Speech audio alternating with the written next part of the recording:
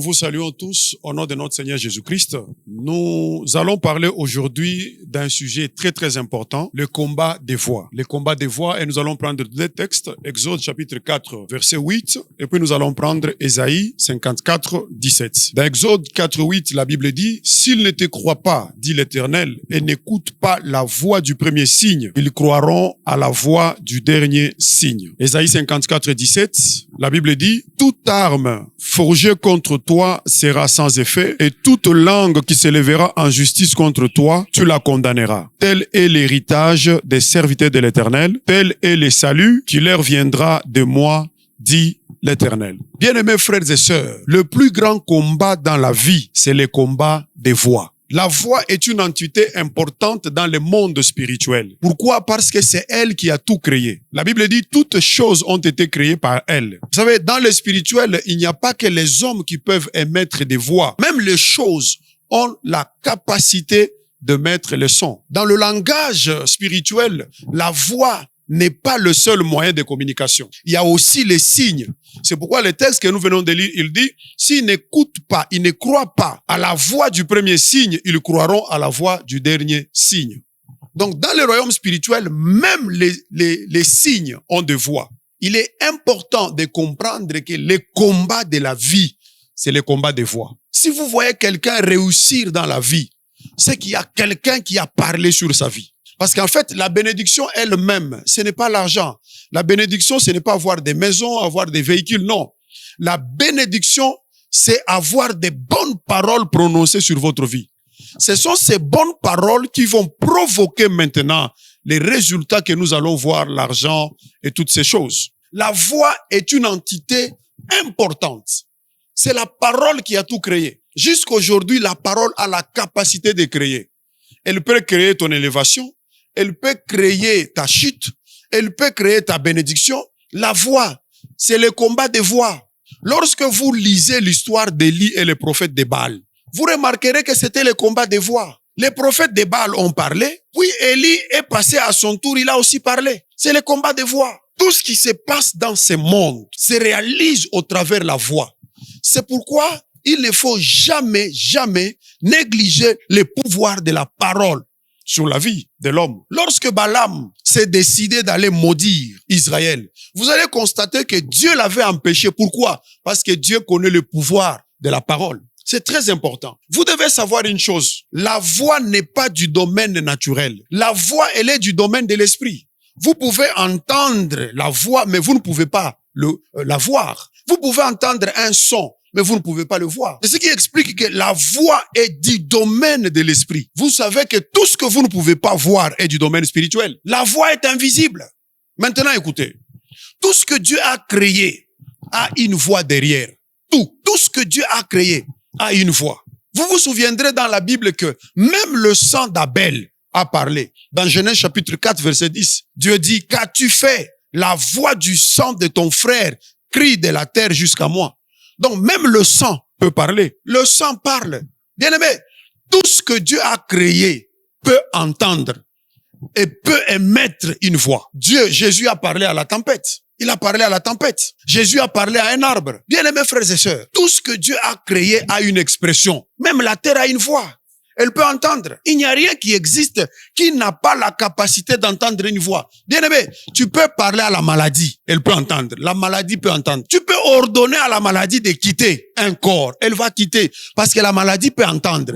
C'est pourquoi je vous ai dit, la voix est du domaine de l'esprit. Vous pouvez entendre la voix, mais vous ne pouvez pas la voir. Il n'y a rien qui existe qui n'a pas la capacité d'émettre une voix ou d'entendre une voix. Prenons Philippiens chapitre 2, versets 9 à 10. Il dit, c'est pourquoi aussi, Dieu l'a souverainement élevé et lui a donné le nom qui est au-dessus de tout nom, afin qu'au nom de Jésus, tout genou fléchisse dans les cieux, sur la terre et sous la terre. C'est un texte que vous connaissez. D'après ce texte, tout doit fléchir devant le nom de Jésus. Tout. Savez-vous pourquoi? Parce que tout a la capacité d'entendre. Il dit, tout doit fléchir sur la terre, sous la terre et même dans les cieux. tout doit fléchir. Cela veut dire que tout a la capacité d'entendre et d'exécuter quand vous parlez au nom de Jésus. C'est la raison pour laquelle la tempête avait entendu la voix de Jésus. Marc chapitre 4, verset 41. La Bible dit, ils furent saisis d'une grande frayeur et ils se dirent les uns aux autres, quel est donc celui-ci à qui obéissent même le vent et la mer? Même la tempête, même le vent, même la mer a la capacité d'entendre la voix. Parce que la voix, elle est du domaine de l'esprit. C'est elle qui a tout créé. Ce n'est pas pour rien. Dieu nous a créés avec la capacité de parler. Lui-même dit, faisons l'homme à notre image. Dieu parle, il crée un homme qui parle. Pour dire quoi? Ce que Dieu n'a pas créé, un homme peut le créer. Ce que Dieu n'a pas dit, un homme peut le dire. Parce qu'il est créé à l'image de Dieu. Le pouvoir de créer nous a été donné quand Dieu a décidé de nous donner la capacité de parler. Nous savons tous que tout ce qui existe par la parole. Dieu dit, Dieu dit, Dieu dit. Tu peux aussi dire, c'est le combat des voix. Dans ce monde, c'est la voix, c'est le combat des voix.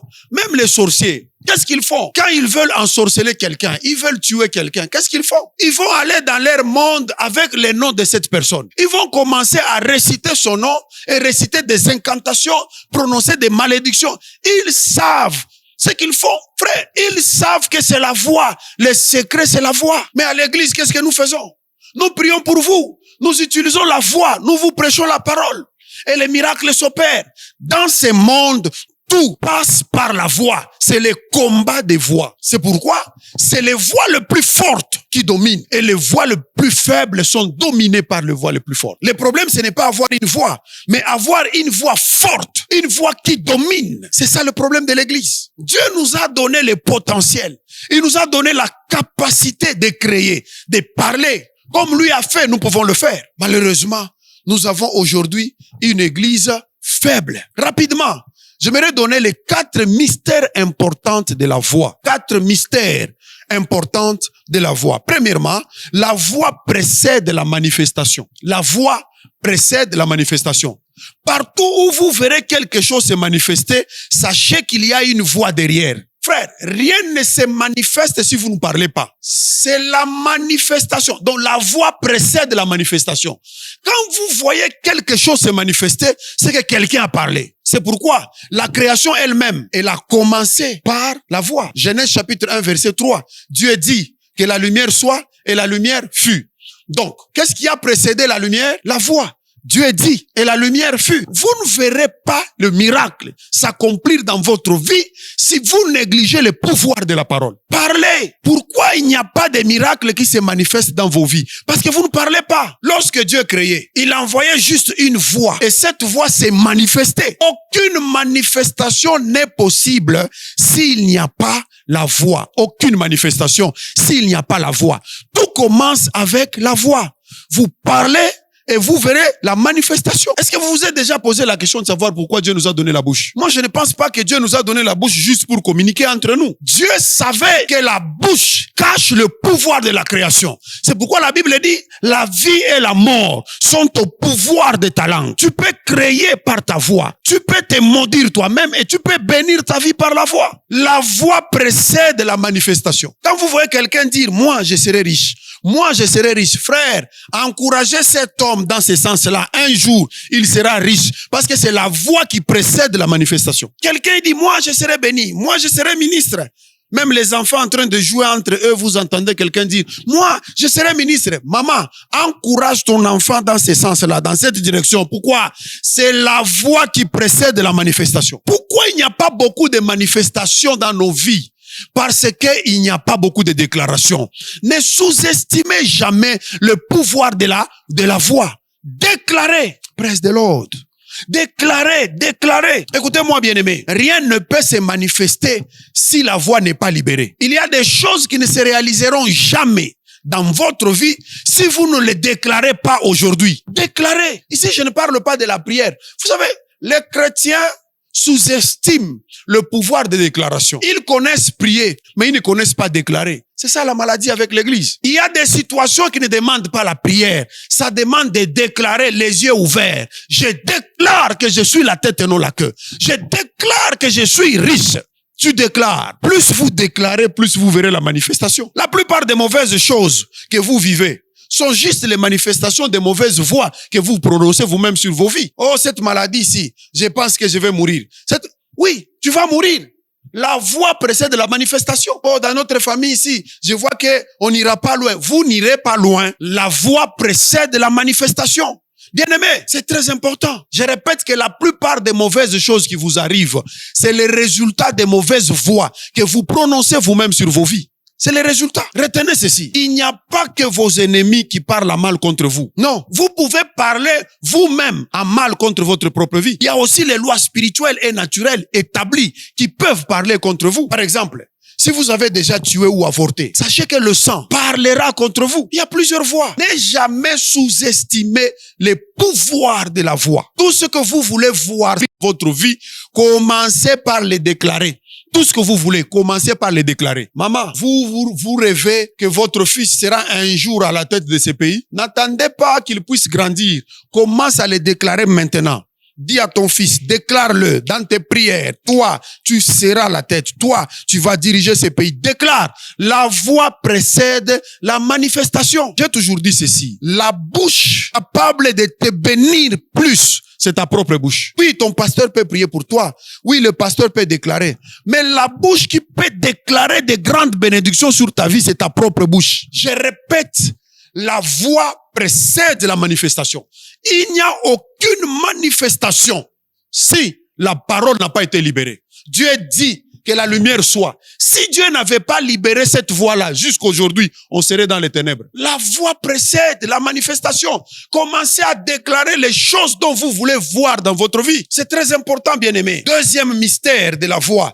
La voix a la capacité de donner la direction. Oui, la voix a la capacité de donner la direction. Vous savez, la voix peut initier le mouvement. Par exemple, si le président de la République, il passe à la télé et il dit désormais, à partir de demain, il n'est plus autorisé de rester dans la rue au-delà de 19 heures. Il libère la voix. Le président de la République, il libère la voix qu'à partir de demain, 19 heures, personne n'est autorisé de rester dans la rue. La police passera à arrêter les gens. Bien aimé, je vous assure que demain, à 18h30, vous ne verrez personne dans la rue. Pourquoi? Parce que la voix provoque le mouvement. La voix donne la direction. Les choses vont suivre la voix. C'est comme ça que les choses fonctionnent. Ta vie est en train de suivre les mouvements de tes propres paroles. Ta vie va suivre les mouvements des bénédictions qui ont été prononcées sur toi. Ou encore des malédictions qui ont été prononcées sur ta vie. Je vous assure, le président peut libérer une voix. Et vous allez comprendre que la vie de toute une nation est conduite par la voix d'un seul leader. Un seul homme. Toute la nation accrochée à la voix d'un seul homme. Et nous allons suivre les mouvements de la direction que la voix va nous donner. Le pasteur, il peut s'élever un dimanche et il dit ceci. Bien-aimés frères, dimanche prochain, il n'y aura pas culte. Croyez-moi, si vous commettez l'erreur de venir le dimanche prochain, vous ne trouverez personne. Pourquoi? Parce que la voix du pasteur a été libérée et la voix donne la direction. Les gens vont suivre la voix. Il en est de même des réalités spirituelles. Lorsque l'homme de Dieu parle sur ta vie, il y aura un mouvement. Lorsque un prophète déclare sur toi, cela va provoquer un mouvement. Ça va donner la direction à ta vie. Et cela va produire des manifestations ou des bénédictions. Ne sous-estimez jamais la voix d'un homme de Dieu, oint et établi. Ne sous-estimez jamais sa voix. Et je l'ai toujours dit, un homme de Dieu peut mourir, mais sa voix ne mourra jamais. Élie a dit ceci. Il n'y aura pas de pluie sinon à ma parole. Je crois que quand il disait cela, ceux qui étaient avec lui pouvaient même se moquer de lui. Regardez-moi ça, va là-bas. Il a dit au roi, il a dit aux politiciens, il n'y aura pas de pluie sinon à ma parole. Frère, la voix a donné la direction. 3 ans et demi, il n'y a pas eu de pluie. Il fallait retrouver l'homme qui avait relâché cette voix-là.